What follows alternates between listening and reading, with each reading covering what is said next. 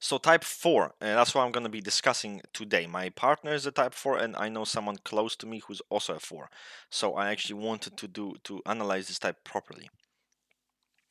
Um, Before we start, let's make something clear. Type 4 is one of the rarest types in whole Enneagram, and many 4s are just mistyped 6s, and even 9s. That happens too, but 6s especially, I've seen personally, they tend to overtype.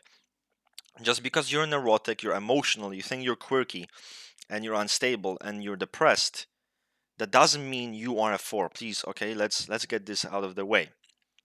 So let's move into the topic. If I was to kind of tell you what mentality really describes 4, it would be like the grass is greener on the other side. That would perfectly capture what type 4 is.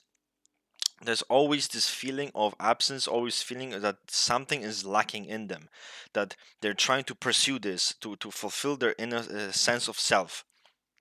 They might think they're defective, might think they're broken, and something's missing. So because of this constant searching for it, for the missing piece, and never finding it can be quite traumatic, and leads to kind of not being able to live in the moment and enjoy life for what it is, because you always feel like it's just not good enough, something's missing, something's fucked up, this is shit. So they might be extremely they might not really live in the moment as much. So from my experience, they're very abstract people and extremely idealistic. So they're an idealistic type.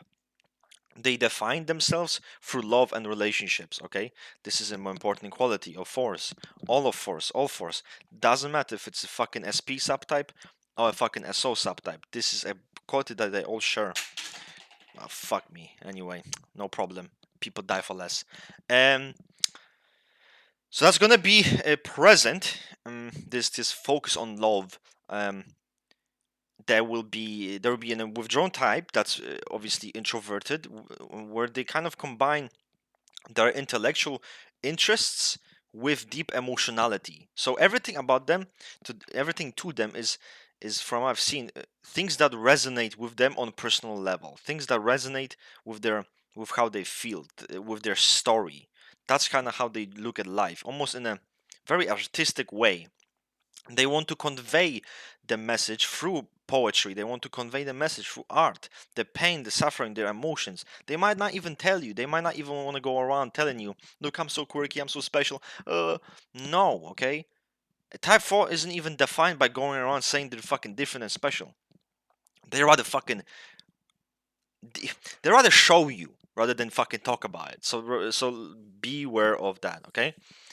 So there's a lot of this deep emotionality deep within that they might kind of throw out into external world by writing poetry and having that kind of impact on the world. So there's interesting intellectualism with emotionality mixed in, but it can be, it's despair, hate, anger, sadness, pain. All of those emotions will be present, can be present, and will be thrown on the world. So to them, everything is about things that personally touch them, things that personally relate to them. So there's a lot of, they can all often be very self-absorbed because of this quality, because it's almost like they like what they like because it resonates on them on a personal level, for example. So that we covered. We also need to mention that they have poor self-image, so it's this weird fluctuations of superiority and inferiority. They might be haughty, they might be distant, they might be withdrawn, they might be even arrogant. Um, and then they kind of ask themselves, why does no one love me? Like, why does no one actually like me? And people are kind of surprised. They'd be like, well, you're inaccessible. Why are you so inaccessible if you want to be loved? So that's the big one, right? And they can have such high standards to love, high standards for people, that they might think no one is ever good enough. Like, people are not good enough. Something's always missing.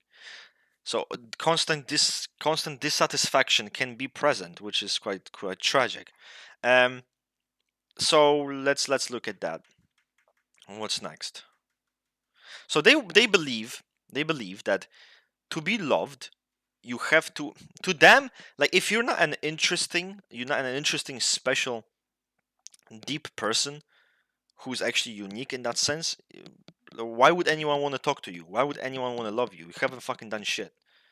You don't deserve to be loved. Okay? Because you're not interesting, you're bland. You haven't suffered. Like you're boring. Honestly, never fucking call a 4 boring. That's the biggest fucking thing. Never call them typical, never call them normal, never generalize them. Don't generalize how they are. Don't misunderstand force. That's also a criminal thing. If they do something, if because they can have, as I said, everything to them is deeply personal. If they make a project and it's very, they put their heart and passion into it, don't just say, oh, this is just like all the other fucking projects, like I don't see a difference. You're gonna fuck them up badly. So that's beware of that, boys. Beware of that, boys and girls.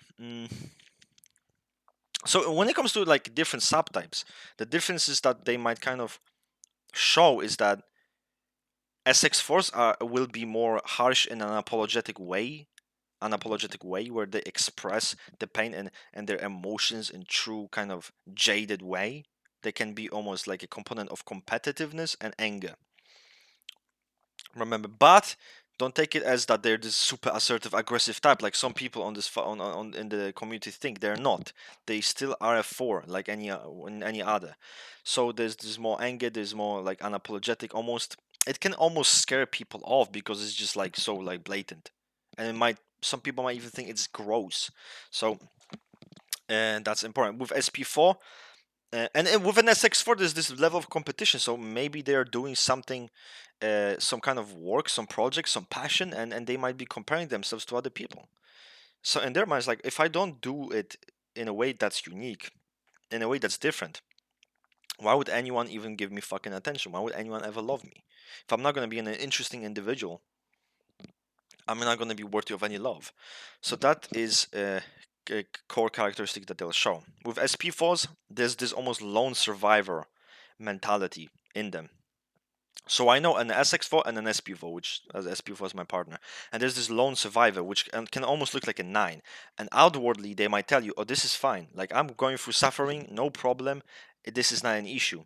So it almost looks like a 9, but deep inside it's different because the 4, they're very aware how they feel about shit. They're very aware of their pain, and they have such deep emotionality. The 9 is so fucking numbed the fuck out, desensitized to, they're literally internally dead at that point, disconnected completely. So they might say the same thing outwardly, but inside it's a different story. So look at kind of the deeper motivation and how they actually feel inside. That might be harder to actually see. But with force, with SP4s, they want to. They feel they are worthy of love if they go through pain, if they actually sacrifice shit. So they're the silent ones. They're the counter type.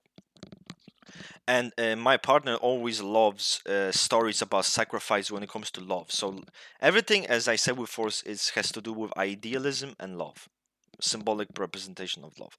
So sacrifice, where people can be together only if they suffer through, and it's like, and when she feels like she has to suffer through to be worthy of love, and that's the mentality. With so they're more gentle than the different subtypes. They're more passive, and people might even think they're more victimized in a sense. They might be more willing to kind of show people that they are suffering, but it's not going to be, they're gonna be way more passive, way more introverted in that sense, not as like aggressive as the other two subtypes. So let's remember that. So I think that's it for type 4. Try to make it concise. Yeah, that's it. There's idealism, there's abstraction, there's introversion, there's intellectualism, there's deep emotionality. There's a feeling that they're lacking in something, and everything that they do resonates with them on a personal level. That's how they operate. They can be self-absorbed, inferiority and superiority issues. So poor self-image, um, artistic endeavors. So a lot of conveying those emotions through art, and they're a withdrawn type, and that's basically it. So let's finish it on this note. I think I've portrayed them pretty well. This is the basics. Those are the basics about type 4. So there you go, boys.